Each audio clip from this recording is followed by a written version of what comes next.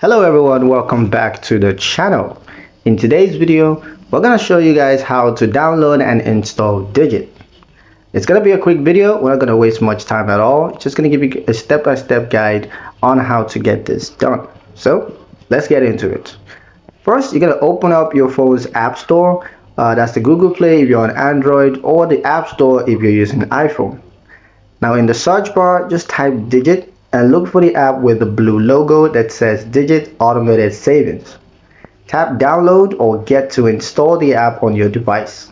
This usually takes a minute or two, depending of course on your internet speed. Once installed, open the Digit app.